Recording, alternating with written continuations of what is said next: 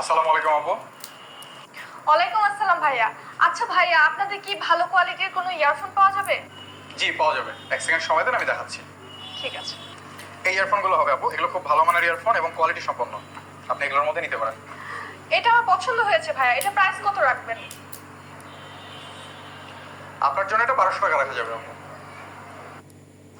1200 টাকা? কি বলেন ভাইয়া, 300 টাকায় দিবেন? না যে আপু, 300 টাকায় হবে না। 300 টাকা হচ্ছে না ভাইয়া, তাহলে রেখে দেন। আচ্ছা আপু শোনেন, 800 টাকা হলে এটা নিয়ে যান, আপনার জন্য আমি লাস্ট 800 টাকায় করতে পারবো। ভাইয়া